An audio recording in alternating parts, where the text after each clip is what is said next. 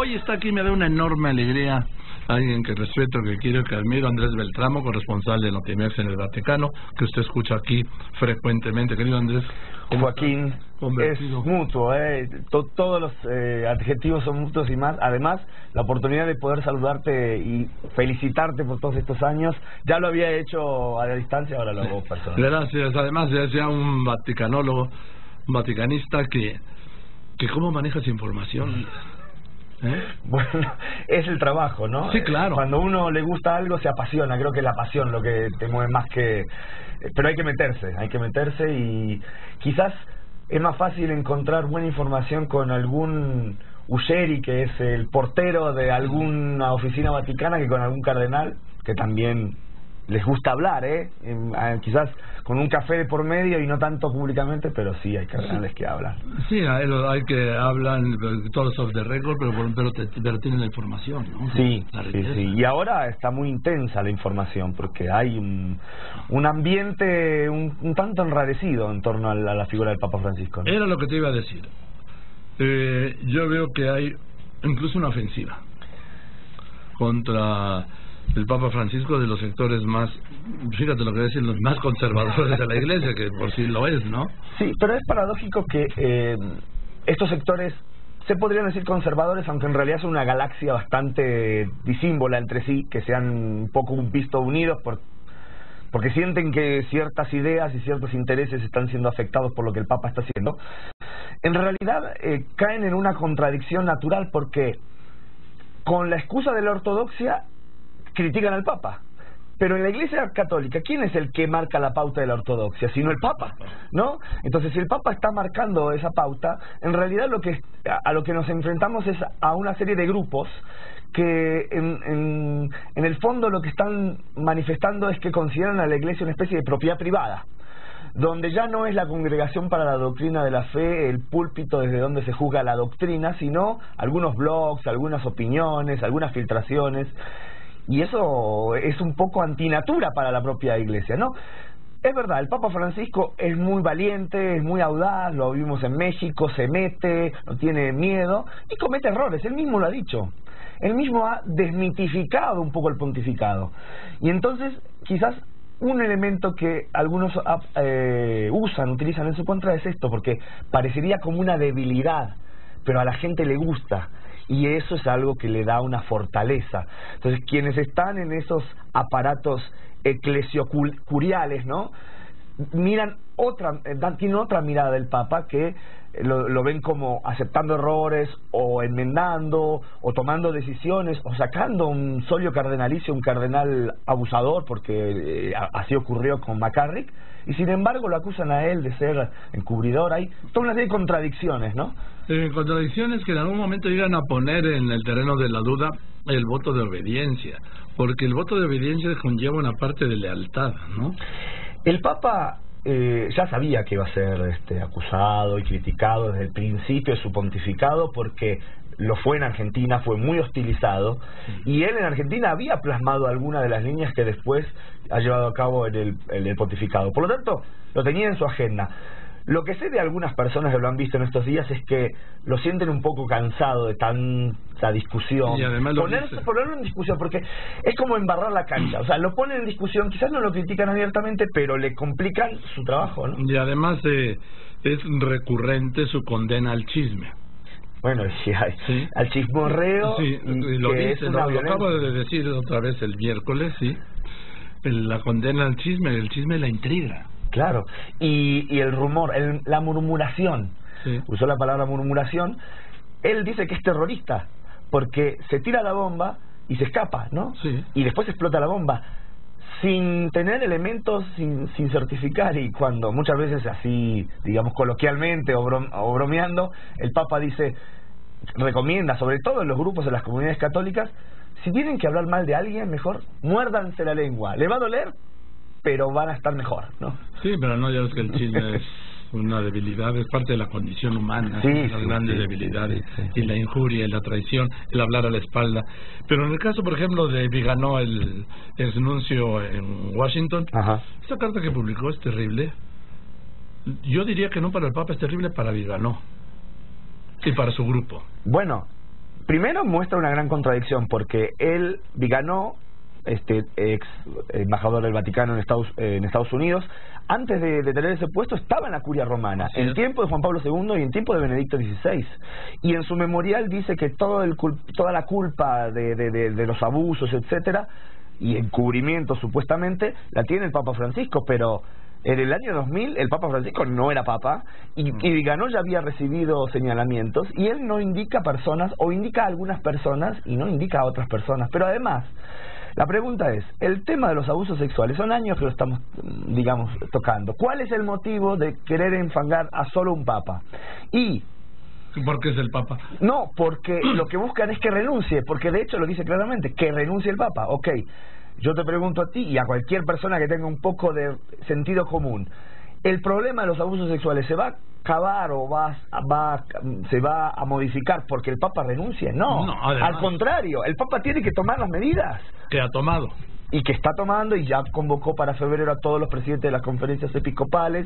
Se equivocó él mismo, y muy duramente, y lo hablamos aquí en Chile, pero él mismo, así como duramente se equivocó, fue profundo, recibió a las víctimas, ya ha sacado 6 obispos, ha marginado a 2 personas clave, les ha quitado el sacerdocio. O sea, él mismo reconoce que fue como envuelto de una serie de situaciones. Es más, lo dijo volando de Santiago a Roma, ahí reconoció el error. Y cuando él se da cuenta, está frente a la realidad, no se esconde detrás. Y es más, lo escuchaba, lo leía en un artículo publicado en un colega en Roma, que hablaba justamente de estas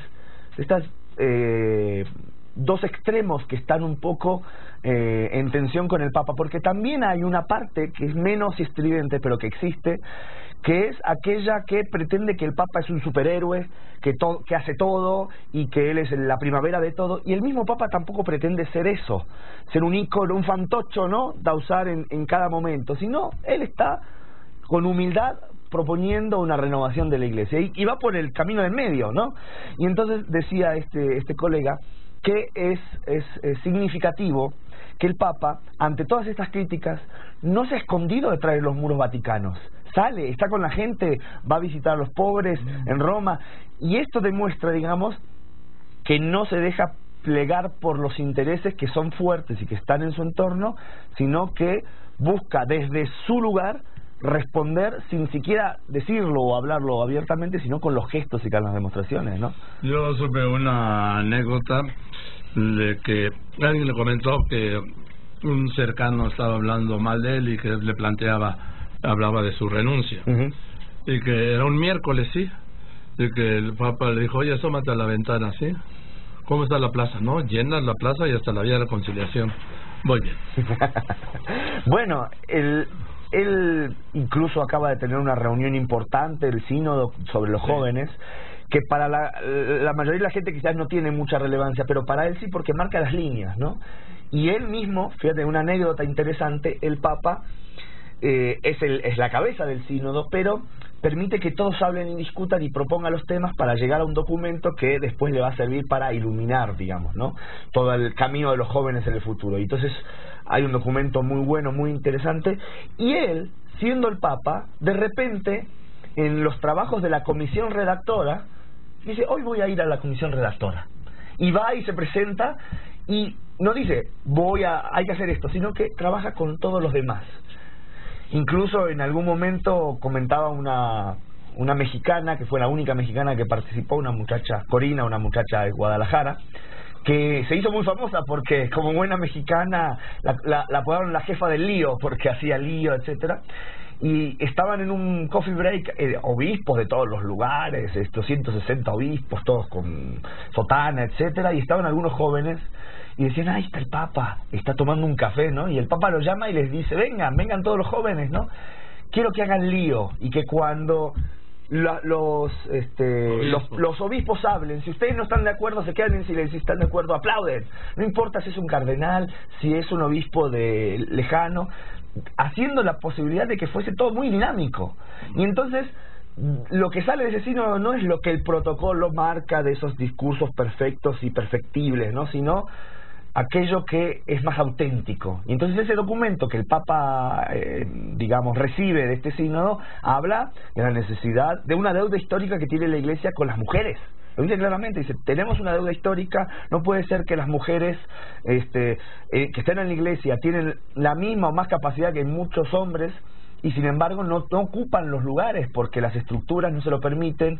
Habla de la necesidad de recibir y acoger a las personas homosexuales, por ejemplo, diciendo que tienen derecho a tener un encuentro con Jesús y que tienen derecho a tener un camino en la Iglesia. Claro. Y también habla de las familias, de la necesidad de que las familias haya escucha, de cómo los jóvenes, por ejemplo, hoy no encuentran punto de referencia ni en el mundo laboral porque ya no tienen trabajo, ni en el mundo académico porque hay una degradación de la educación, y tampoco en la Iglesia, que no las escucha, ¿no? Entonces, es un realismo que, digamos, hace tiempo no se escuchaba y no se veía, y que es producto no solo de lo que el Papa quiere, sino de lo que la gente que está en su entorno promueve y que el Papa recibe, ¿no? Y entonces esto es lo que marca la pauta de lo que está reforzando la figura y el trabajo del Papa, ¿no? Yo no sé, en algún momento él también comentó que él no sufriría lo que Juan Pablo II. Aquello que en algún momento yo creo que fue un calvario, un encarnecimiento un médico, calvario. sí. Ni Benedicto XVI lo quiso hacer, ¿eh? No, pues después de verlo, yo me acuerdo dos momentos dramáticos cuando se asoma en los últimos ingresos al Gemelli, en aquella ventana que le ponen el micrófono y el atril, y no puede hablar. Y la última aparición en San Pedro, ahí en el Palacio Pontificio, desde su ventana, que movía la cabeza quiso y no decir algo, no puedo le pegaba. Sí, ¿Cómo lo sacaron ese día ya con la traqueotomía, todo gran eso? Polémica, eso fue una gran polémica, pero fue una decisión de hoy el cardenal Divish, que fue su secretario, y bueno, sí. Realmente sí fue muy... Yo creo que sí fue un encarnecimiento médico, sí. Digamos que eso es un gran debate. Sí. Ni siquiera cuando el proceso de canonización de Juan Pablo II se tocó este tema. No sé. Porque finalmente era una cosa que él había dejado como orden también, ¿eh? Sí, hasta el final, ¿no? Ya dejarme ir a la casa del padre. Por favor. Por favor. Lo que pasa es que fue un ejemplo también para el mundo. Digamos, qué mejor ejemplo de la cercanía con los enfermos que el Papa enfermo, ¿no? Entonces, eso habla de una mirada del papado también muy sobrenatural, muy por encima de las partes, ¿no? Muy por encima de lo que uno pudiera considerar, yo no lo haría con mi abuelo, bueno, pero el Papa no creo que sea solamente eso. Tiene como un valor mucho más profundo, ¿no? Claro, obviamente que en la realidad uno ve que hay un gran sufrimiento. El Papa Francisco no va a pasar por ese camino, él lo ha dicho claramente. Primero, ha dicho que tiene mucho miedo a tener una enfermedad o a tener incluso una muerte violenta, lo ha dicho en alguna entrevista. Lo que sí es cierto es que él todavía se siente muy bien, o sea, se siente muy fuerte, tiene una vida muy activa para una persona que va a cumplir 81 años, realmente tiene todavía bastante hilo en el carretel, como se dice, ¿no? Pero yo creo que no va a durar no dudaría si él tiene lucidez y tiene una situación que le impide de presentar una renuncia, porque además está el antecedente de Benedicto XVI, ¿no? Que ahí está. La pregunta es si eso ocurrirá mientras Benedicto está en vida, porque tendríamos dos papas y además uno por venir. Yo me acuerdo cuando la misa de inicio de pontificado de Papa Francisco, de repente dije, veo dos papas en la plaza de San Pedro. Fue impactante porque... Pero es interesante que ellos mismos procesaron ese mensaje y hoy nadie duda quién es el Papa. Sí, no vamos. Pero no es una cosa menor porque los teólogos discutían, por ejemplo, si el Papa Benedicto tenía que usar la vestimenta blanca, y hay algunos que lo critican por decidir tomar la vestimenta blanca. Incluso, hace poco salió una carta que le escribió al Papa un cardenal alemán que le reprochaba, digamos, algunos de estos gestos. Y el Papa Benedicto, con todo garbo, como siempre fue, con toda gentileza, pero con toda firmeza, dijo: si usted hubiese tenido una decisión distinta que fuese efectiva, hubiese venido a dírmela, porque yo no encontraba una forma de proteger la institución del papado y al mismo tiempo abrir el paso al siguiente papa, ¿no? Y después de un tiempo de debate, todo ese asunto, digamos, quedó bastante tranquilo, porque además el Papa Francisco ejerce el poder. Y el Papa Benedicto nunca se ha prestado a ninguna estrategia, porque lo fueron a ver, han ido cardenales y obispos a ver a Benedicto diciéndole, mostrándole cosas que ellos consideran incongruentes del Papa Francisco, y siempre han tenido la misma respuesta: yo doy obediencia al Papa Francisco. Entonces ha cortado también cualquier tipo, digamos, de rebelión de algunos que piensan que el único papa que existente es Benedicto XVI, porque los hay, Sí, claro, sí.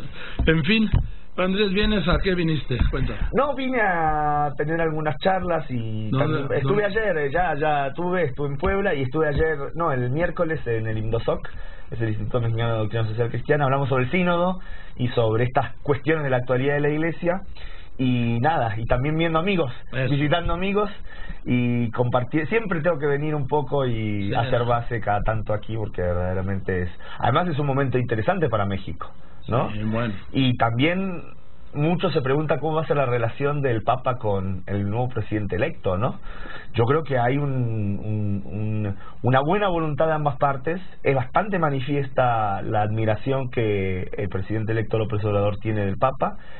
Y ha habido un gesto muy importante de parte del Papa, porque hace pocos días el Papa le responde una carta que López Obrador le envía pidiéndole su participación en los procesos de paz, que ya concluyeron.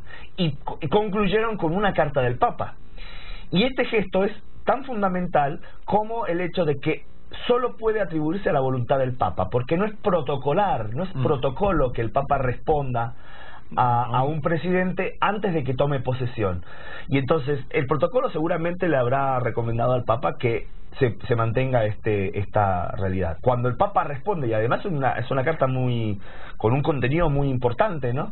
Entonces quiere decir que el Papa manda un gesto de cercanía y de interés de que haya una relación bilateral.